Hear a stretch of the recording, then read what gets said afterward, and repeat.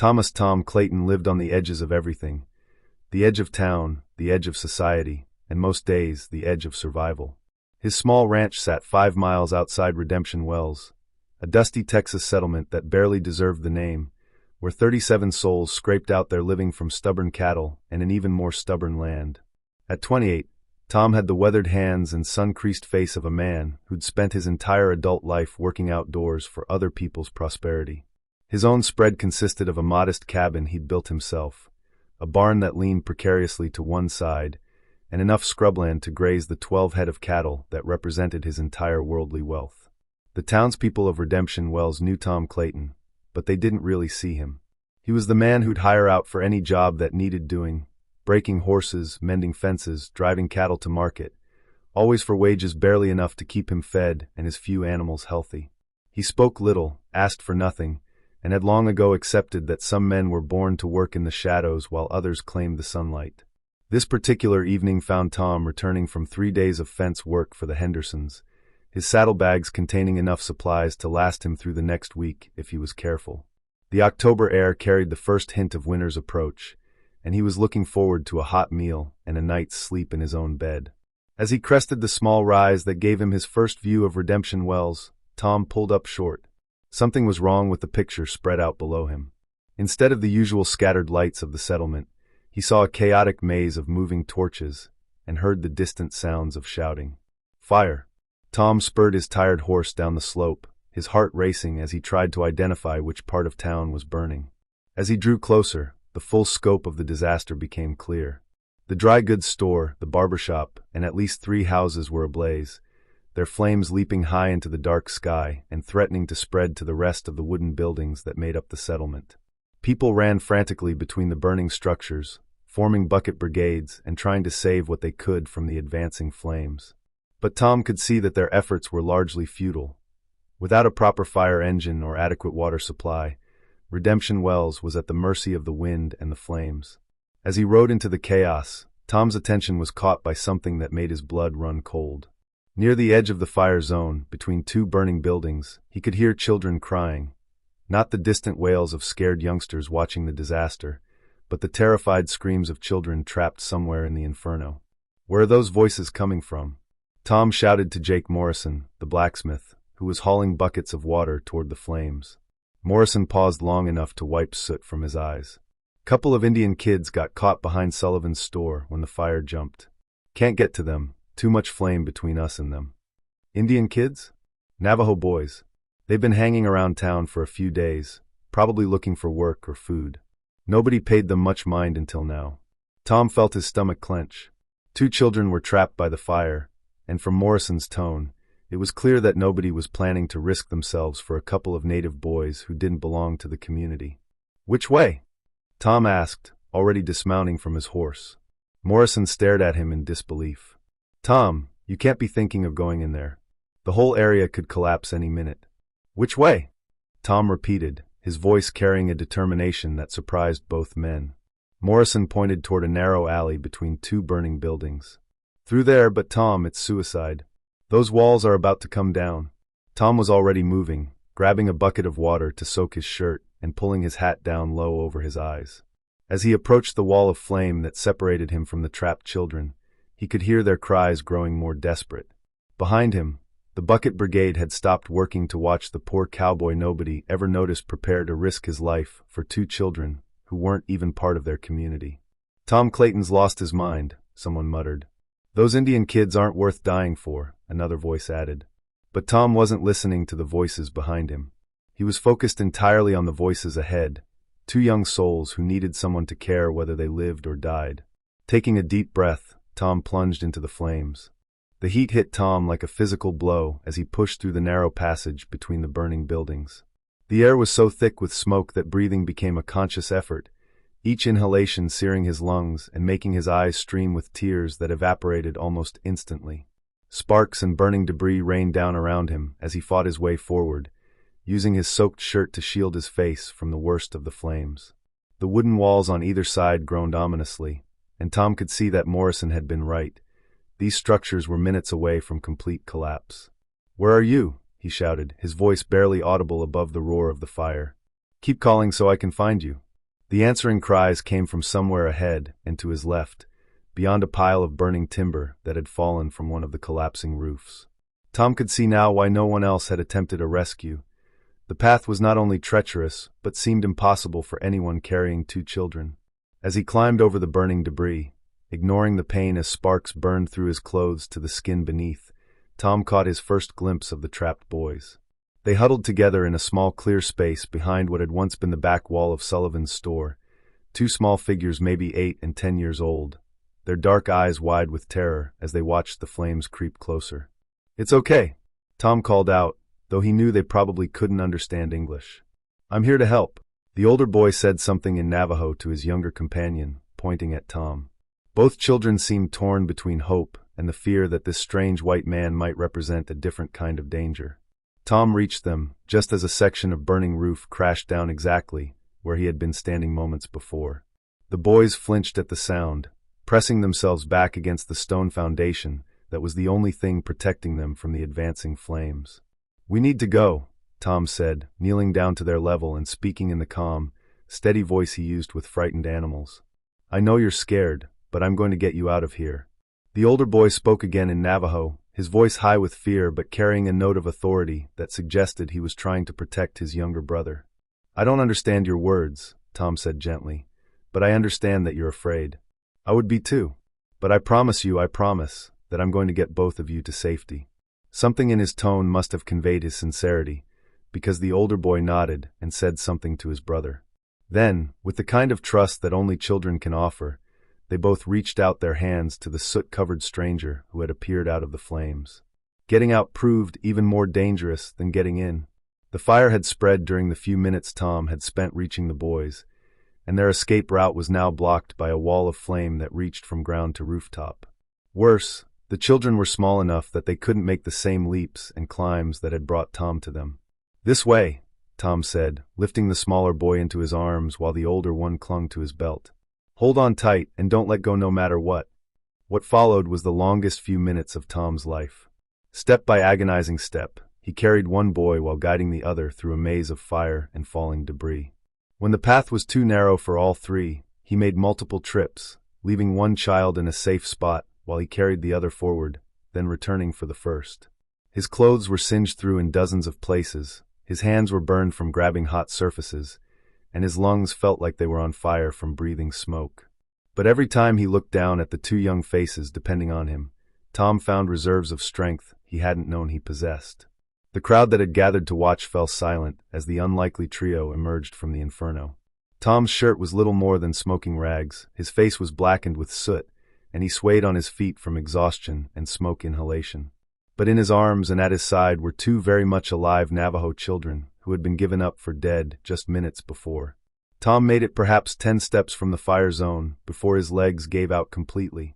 He managed to set the younger boy down gently before collapsing to his knees, his body finally succumbing to the punishment he had put it through. "Get Dr. Warren," someone shouted. "Tom's hurt bad." "The Indian kids too," another voice added. "Check them for burns."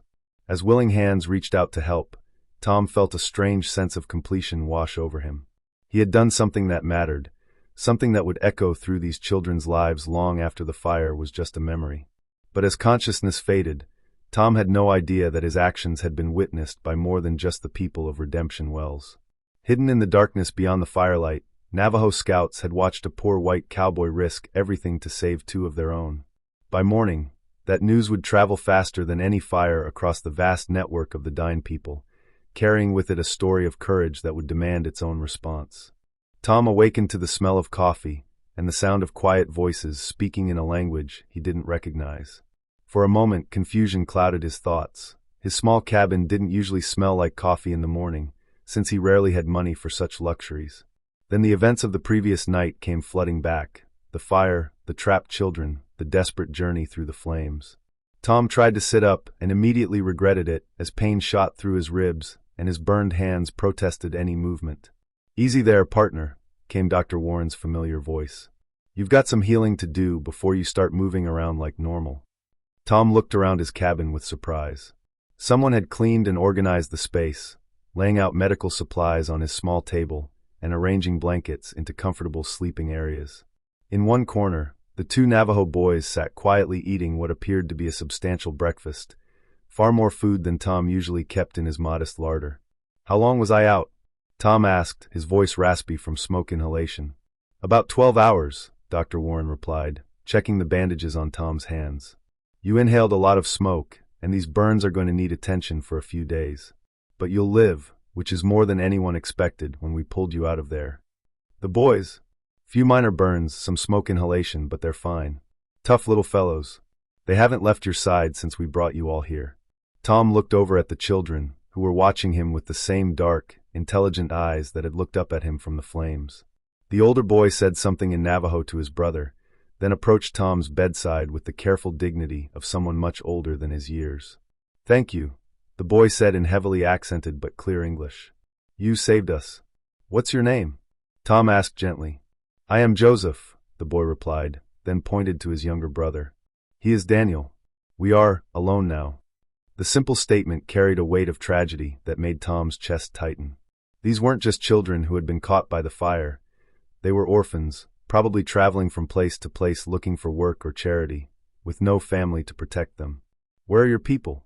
Dr. Warren asked, though his tone suggested he already suspected the answer. Joseph's expression grew guarded. "Our family gone. Sickness last winter. We look for work, for food. We hear white towns sometimes give work to dine boys." "Dine?" Tom asked. "What we call ourselves," Joseph explained. "You say Navajo." Dr. Warren exchanged a meaningful look with Tom. "Boys, what were you planning to do? Where were you going to go after Redemption Wells?" Joseph shrugged with the resignation of someone who had learned not to count on the future. "We go where road goes. Find work, find food. Stay alive." Tom felt something twist in his chest at the casual way the boy spoke about survival. These children were living day to day, with no security and no one to depend on except each other. "Well," Tom said, making a decision that surprised even himself, "you're welcome to stay here while you figure out your next move. I don't have much, but there's room for 2 more if you don't mind sleeping on the floor." Joseph's eyes widened with surprise and something that might have been hope. "You would let us stay, even though we are dying?" "I don't care what you are," Tom replied firmly. "You're 2 kids who need a place to be safe, and I've got more room than I need for just myself." Dr. Warren smiled at Tom's characteristic understatement. The cabin was barely large enough for 1 person, much less 3, but somehow the space felt more welcoming with the children in it than it ever had when Tom lived there alone. "There's something else you should know," Dr. Warren said, his expression growing more serious. "Word of what you did last night has been spreading. The whole town's talking about it, and well, it seems the news has traveled beyond Redemption Wells." "What do you mean?" "Jake Morrison saw riders on the northern ridge this morning. Navajo by their look. They seemed to be watching the town, but they didn't approach." Tom felt a flutter of unease. "You think they're here about the boys?" "Maybe. Or maybe they heard about what happened and came to see for themselves." Joseph had been listening to this conversation with growing tension. Now he moved closer to Tom's bedside, his young face serious with concern. "If Dine warriors come, it is because of what you did," he said quietly. "Among our people, saving a child creates obligations, debts that must be answered." "I don't want anything from your people," Tom said quickly. "I just did what anyone should do." "But that is why the debt is so great," Joseph replied with the wisdom of someone raised in a culture that understood honor. "You asked for nothing, expected nothing. You risked your life for children who were strangers to you." As if summoned by their conversation, the sound of many horses approaching reached their ears. Dr. Warren moved to the window and peered out carefully. "Tom," he said quietly, "I think you'd better see this." Tom struggled to his feet despite the pain and joined the doctor at the window. What he saw made his breath catch in his throat. Arranged in a perfect line across the ridge overlooking his cabin were dozens of mounted warriors, their silhouettes stark against the morning sky. Even at this distance, their bearing spoke of discipline, purpose, and power. "How many?" Tom whispered. "I count at least 70, Dr. Warren replied. "And I don't think they're here to cause trouble." Joseph had joined them at the window, and his expression was one of awe mixed with deep emotion. "They have come," he said softly. "The warriors of our people have come to honor the debt."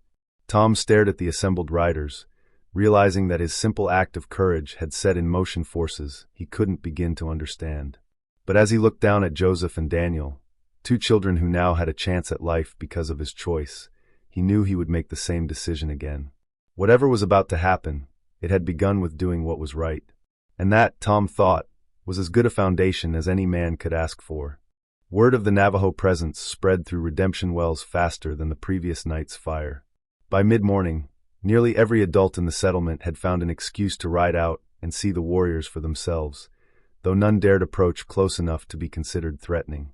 Tom watched from his cabin as neighbors who had barely acknowledged his existence for years now gathered in worried clusters, their voices carrying on the wind as they debated what the native presence might mean for their small community. "They're just sitting there," complained Henry Sullivan, whose store had been destroyed in the fire. "Watching everything, not saying a word. Makes a man nervous." "Maybe they're here about the Indian kids," suggested Mrs. Patterson, the schoolteacher. "Could be they've come to take them back. Or maybe they're planning something bigger," added Jim Brewster, the self-appointed leader of the town council. 70 warriors don't just show up for a social call. Tom listened to the speculation with growing frustration. These were the same people who had stood by and watched while 2 children nearly died in the flames, more concerned with their own safety than with saving innocent lives. Now they were worried about the possible consequences of someone actually showing courage. "Tom," Dr. Warren said quietly, "I think we need to consider the possibility that this situation could get out of hand. Some of the men are talking about sending for the territorial militia." "That would be a mistake," Tom replied, though he wasn't entirely sure why he felt so certain. "These warriors aren't here to fight. If they were, they wouldn't have announced their presence like this." Joseph, who had been listening from his place near the fireplace, spoke up with the confidence of someone who understood his own people's ways. "My grandfather was war leader before the Long Walk," he said, referring to the forced relocation of the Navajo people 20 years earlier. "He taught me that warriors who come for war do not sit in full sight of their enemies. They hide, they surprise, they strike without warning." "Then why are they here?" Dr. Warren asked. "They wait," Joseph replied simply. "For permission to approach, for the right moment, for someone to understand what they offer." "What do they offer?" Before Joseph could answer, the sound of a single horse approaching drew their attention.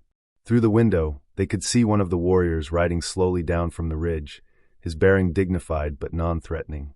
He carried no visible weapons, and his horse moved at an easy walk that suggested peaceful intentions. "He comes to speak," Joseph said, his voice filled with excitement. "This is a great honor." Tom moved to the door, ignoring Dr. Warren's protests about his injuries. Whatever was happening, he sensed that it required his presence and participation. The warrior who approached was a man perhaps 50 years old, with silver-streaked hair and the kind of weathered dignity that spoke of a lifetime of leadership.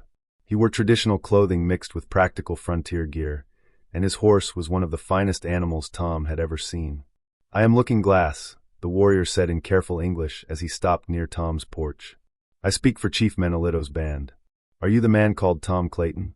"I am," Tom replied, stepping outside despite his burned hands and smoke-damaged lungs.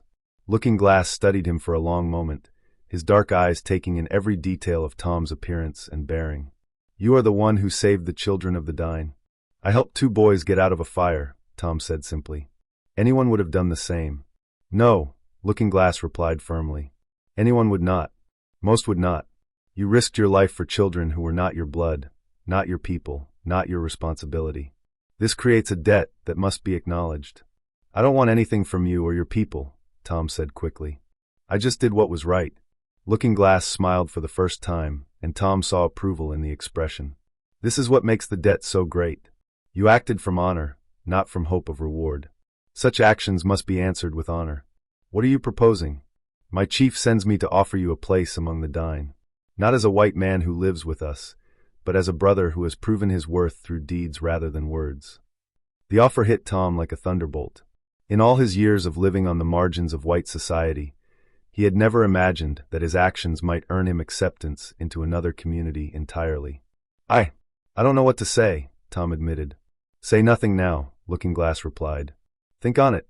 Speak with the boys. They can tell you what such an offer means. But know this, the warriors you see on the ridge have come not to threaten your town, but to honor your courage. They wait for your answer."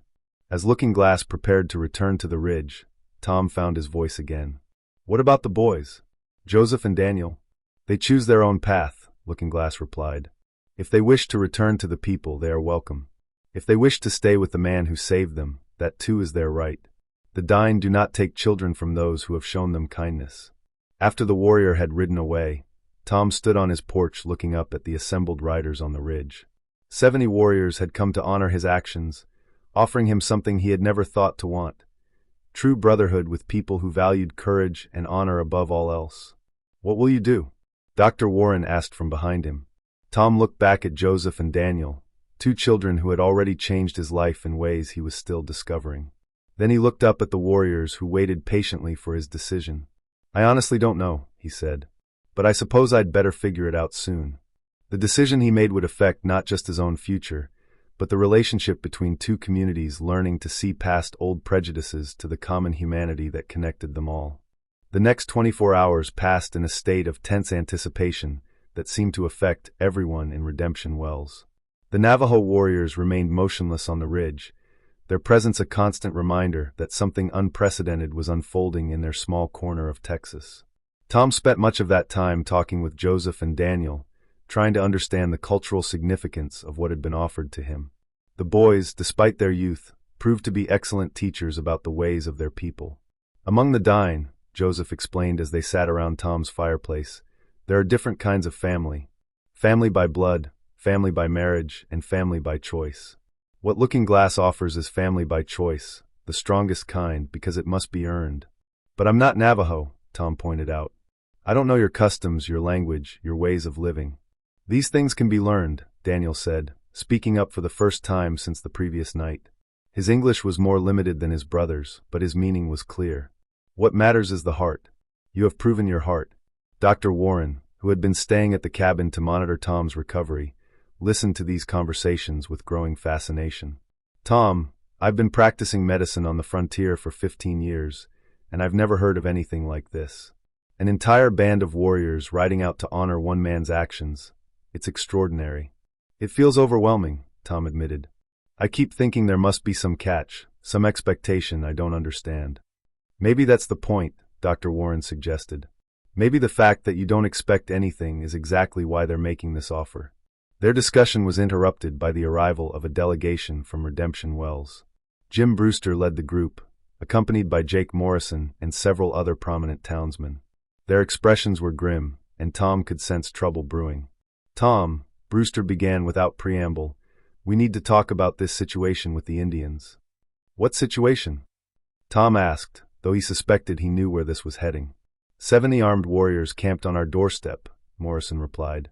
"People are scared, Tom. They're talking about sending for the cavalry, about protecting the town." "Protecting it from what?" Tom's voice carried an edge of anger. "Those men haven't made a single threatening move. They're here to honor what happened the other night, not to cause trouble." "That's what they say," Brewster replied. "But how do we know what they're really planning? And what happens when more Indians hear about this and decide to come calling?" Tom looked at the faces around him, men he had worked for, lived near, and helped whenever they needed it. But now he could see fear and suspicion in their expressions, along with something else that made his stomach tighten: resentment. "You think I caused this," Tom said, understanding dawning on him. "You brought those Indian kids here," Morrison said bluntly. "If you'd left them where they were, none of this would be happening." "If I'd left them where they were, they'd be dead," Tom replied, his voice deadly quiet. "Maybe that would have been better than having a war party on our ridge," Brewster shot back. The silence that followed was broken by Joseph's voice, small but clear in the tense atmosphere. "We will go," the boy said, standing up with his brother beside him. "If our presence brings trouble to the man who saved us, we will leave." "No," Tom said firmly, rising to face the delegation. "Nobody's going anywhere because of fear and ignorance." "Tom, be reasonable," Brewster pleaded. "We're just asking you to think about the bigger picture here. What's good for the whole community?" "You want to know what's good for the community?" Tom asked, his voice gaining strength. "Learning that courage means something. Learning that doing what's right matters more than doing what's convenient. Learning that children's lives have value regardless of what they look like or where they come from." "Pretty words," Morrison replied, "but words don't stop arrows or bullets if this goes bad." "Then maybe you should ask yourself why you're so sure it will go bad," Tom shot back. "Those warriors have been sitting peacefully for a day and a half. They haven't threatened anyone, haven't demanded anything, haven't even approached the town. The only people talking about violence are standing right here in my cabin." Dr. Warren stepped forward, his calm voice cutting through the rising tension. "Gentlemen, perhaps we should consider that this might be an opportunity rather than a threat. If Tom has truly earned the respect of these Navajo, that could benefit all of us." "How?" Brewster demanded. "Trade, for one thing," Dr. Warren replied. "The Navajo are skilled craftsmen and traders. They know this country better than any of us. They could be valuable allies instead of potential enemies." "If we can trust them," Morrison muttered. "If they can trust us," Tom corrected. Which, based on this conversation, is probably the bigger question. The delegation left without reaching any resolution, but Tom could see the division forming in the community. Some people would support whatever decision he made, while others would blame him regardless of the outcome. That evening, as sunset painted the sky red and gold, Looking Glass returned to the cabin. This time, he was accompanied by an older man whose bearing spoke of even greater authority. "This is Chief Red Rock," Looking Glass said formally. "He speaks for Chief Manolito in this matter." Chief Red Rock studied Tom with eyes that seemed to see into his very soul. When he spoke, his English was precise and measured. "Tom Clayton, your actions have created ripples that spread far beyond this place. Some of my people say you should be honored. Others wonder if any white man can truly be trusted with dying friendship. I have come to see for myself what kind of man you are." Tom met the chief's gaze steadily. "I'm a man who did what he thought was right, and who's trying to figure out what comes next." "And what do you think should come next?" Tom looked at Joseph and Daniel, then up at the ridge where 70 warriors waited for his decision. Finally, he looked back at Chief Red Rock. "I think," Tom said slowly, "that maybe it's time to find out if two peoples can learn to be neighbors instead of strangers." Chief Red Rock nodded approvingly. "A wise answer. Tomorrow, you will give us your decision about our offer. But tonight, you should know that whatever you choose, the children you saved will always have a home among the dying. This we promise." As the Navajo leaders rode back to their camp, Tom realized that his decision would affect more than just his own future. It could help determine whether Redemption Wells became a place of cooperation or continued suspicion. The weight of that responsibility was almost overwhelming, but as he looked at the two boys who trusted him completely, Tom knew he would find the courage to make the right choice. Dawn brought with it a delegation that Tom hadn't expected. As he stepped outside his cabin to feed his horses, he found Sheriff Martinez from the county seat riding up with 4 deputies, their badges glinting in the early morning light. "Tom Clayton?" Sheriff Martinez called out as he dismounted. "I'm Sheriff Martinez. We need to talk."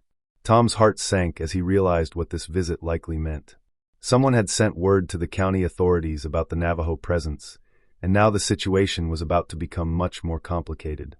"Sheriff," Tom replied cautiously, "what brings you out this way?"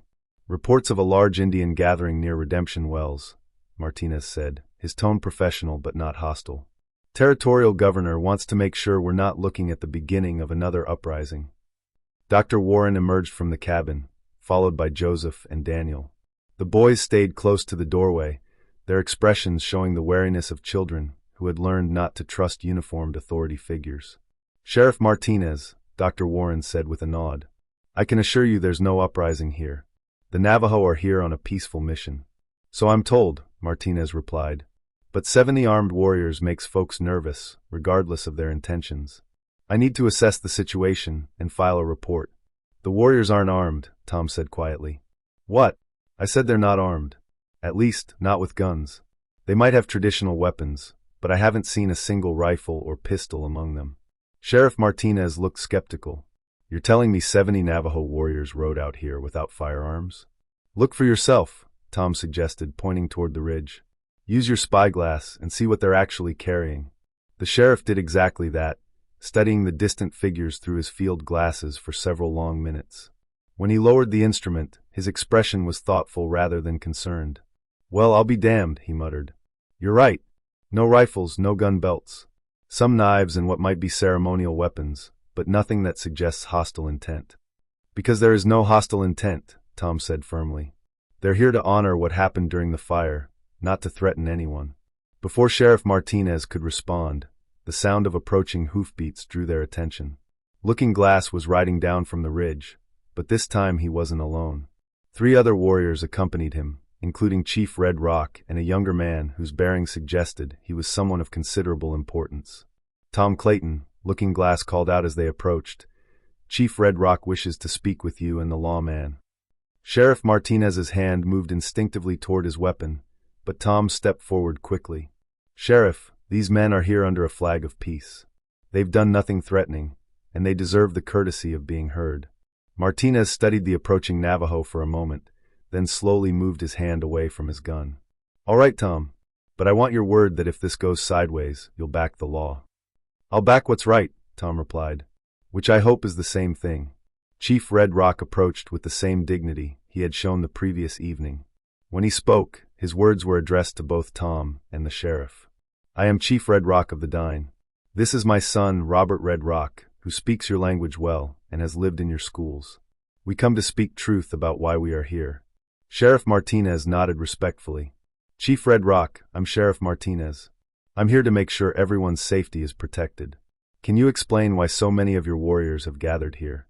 Robert Red Rock stepped forward, and when he spoke, his English was flawless and educated.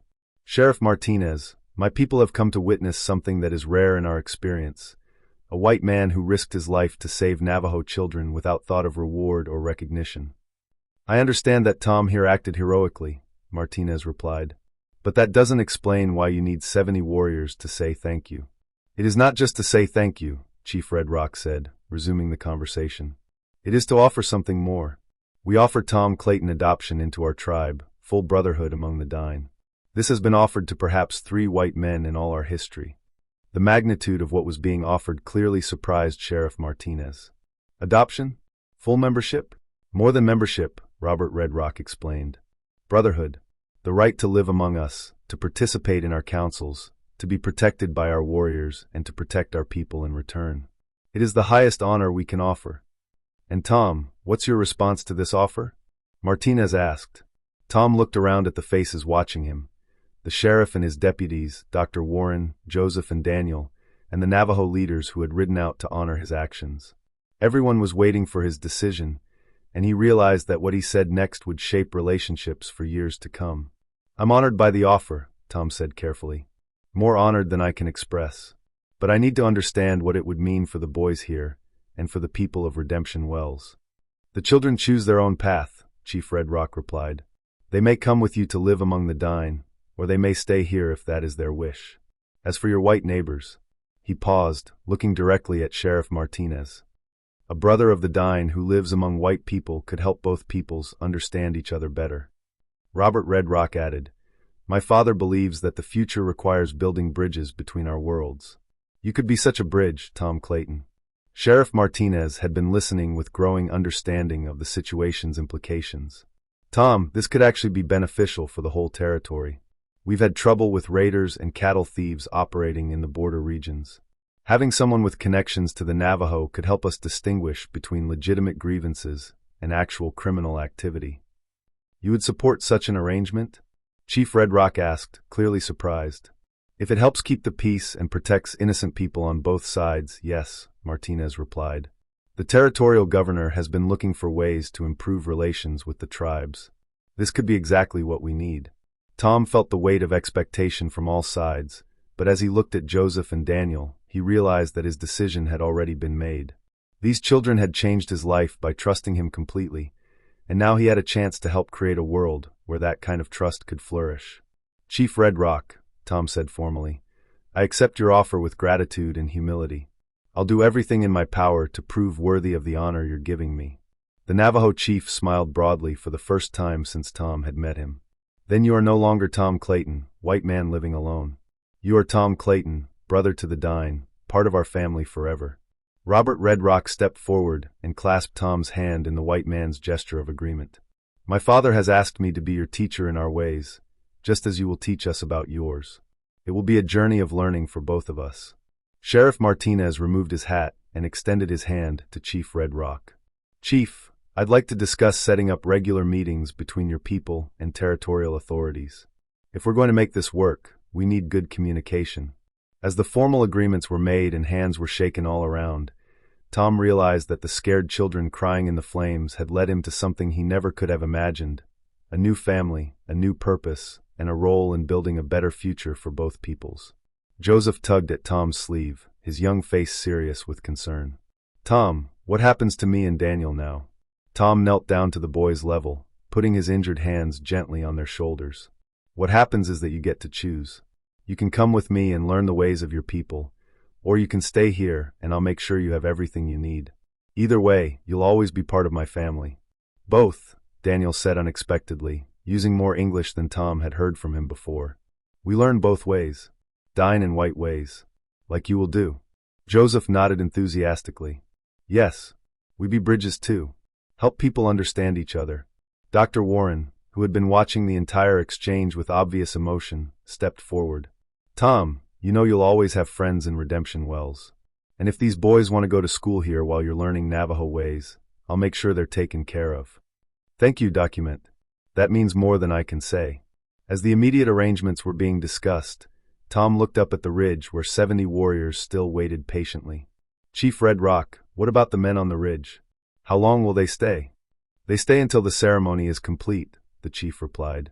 Tonight, if you are willing, we will hold the adoption ceremony that will make you truly one of us. Tomorrow, they return to their families with the story of Tom Clayton, the white man who proved that courage and kindness know no boundaries of race or blood. As evening approached, the atmosphere around Tom's cabin underwent a remarkable transformation.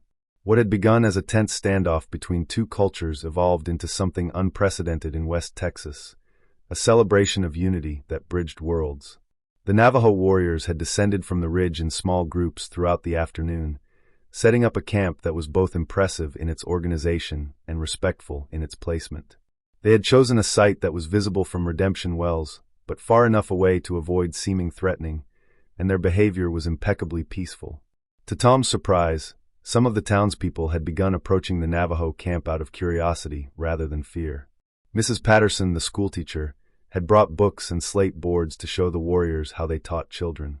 Jake Morrison had arrived with tools to demonstrate blacksmithing techniques, while several of the local ranchers had come to admire the Navajo horses, which were widely acknowledged to be among the finest in the territory. Would you look at that? Dr. Warren observed as they watched a group of Navajo warriors teaching some of the local children how to make traditional cordage from plant fibers. 2 days ago, half these people were ready to call in the cavalry. Now they're trading techniques and sharing stories. Maybe that's what it takes, Tom replied, watching Joseph and Daniel serve as eager translators between the two groups. People just need to see each other as human beings instead of as threats. Looking Glass approached as they stood watching the cultural exchange unfolding around them. Tom Clayton, it is time to prepare for the ceremony. Chief Red Rock has asked me to explain what will happen, so you understand the significance of what you are accepting. Over the next hour, Looking Glass walked Tom through the adoption ceremony that would formally make him a member of the Dine people. It was more complex and meaningful than Tom had imagined, involving not just symbolic gestures, but actual responsibilities and commitments that would last for the rest of his life. You will be given a Navajo name, Looking Glass explained. You will be assigned to a clan, which gives you family relationships throughout all the Dine people. You will have obligations to protect and support your clan members, and they will have the same obligations to you. What name will I be given? Tom asked. That will be decided during the ceremony, based on your actions and the qualities you have shown. But I suspect, Looking Glass smiled, that it will have something to do with fire and courage. As the sun set, the formal ceremony began. The entire Navajo band gathered in a circle around a large fire, with Tom positioned in the center beside Chief Red Rock and several tribal elders. The townspeople of Redemption Wells had been invited to observe, and Tom was moved to see that most of the community had come to witness his adoption. The ceremony itself was conducted primarily in Navajo, with Robert Red Rock providing translation for the white observers. There were prayers, ritual blessings, and the presentation of traditional gifts that symbolized Tom's new status within the tribe. But the most powerful moment came when Chief Red Rock spoke directly to Tom in English, his words carrying across the gathering with unmistakable authority and emotion. Tom Clayton, you came to the aid of children who were not your blood, not your people, not your responsibility. You risked everything to save them, asking nothing in return. This is the way of the Dine, to value life above comfort, courage above safety, honor above convenience. The chief paused, looking around the circle at the assembled faces, Navajo and white united in witnessing this historic moment. From this day forward, you are no longer a stranger among us. You are Tsila Bialto, he who shields from fire. You are brother, son, protector, and protected. Your clan is the Tadaikai, the Bitter Water people. Your family stretches across all the lands of the Dine, and your home is wherever the people gather. Tom felt overwhelmed by the significance of what was happening. He had expected a simple acknowledgement of his actions, but instead he was being given an identity, a heritage, and a future he had never imagined possible. I don't know if I'm worthy of such honor, Tom said, his voice carrying clearly in the night air. But I promise to spend the rest of my life trying to prove myself deserving of your trust. Chief Red Rock placed his hands on Tom's shoulders in a gesture of blessing and acceptance. You have already proven yourself, Tsila Bialto. Now you must learn to see yourself as we see you, not as a man seeking worthiness, but as a brother who has found his true home. The ceremony concluded with the entire gathering, Navajo and white alike, sharing a feast that had been prepared throughout the day. Tom found himself surrounded by new clan members who welcomed him with genuine warmth, teaching him Navajo words and customs while learning about his own experiences and perspectives. Joseph and Daniel had been formally recognized during the ceremony as well, not as adopted members, but as returning sons of the Dine, who would be welcomed in any Navajo community they chose to visit. What will happen now? Joseph asked as the celebration continued around them. Now, Tom replied, testing out his new understanding of Navajo customs, we learn. We build bridges between our peoples. We make sure that what happened here becomes the beginning of something bigger. Sheriff Martinez, who had stayed to witness the ceremony, approached as the evening was winding down. Tom, or should I say, Tsila Bialto, I want you to know that the territorial government is going to be very interested in what happened here. You may find yourself busier than you expected, helping to set up similar arrangements in other areas. I'll do whatever I can to help, Tom replied. But I think the real credit belongs to Chief Red Rock and his people. They're the ones who had the wisdom and courage to see past old prejudices. It took both sides, Chief Red Rock interjected, joining their conversation. Your people showed that they could welcome strangers, and our people showed that they could trust former enemies. Together, we have created something new. As the ceremony came to an end and people began preparing for sleep, Tom realized that his life had been transformed in ways he was still discovering. He was no longer Tom Clayton, the poor cowboy who lived on the edges of society. He was Tsila Bialto, brother to the Dine, bridge between worlds, and guardian of a future built on understanding rather than fear. But most importantly, he was the man who had proven that courage and compassion could triumph over prejudice and suspicion, creating bonds of brotherhood that transcended the boundaries of race and culture.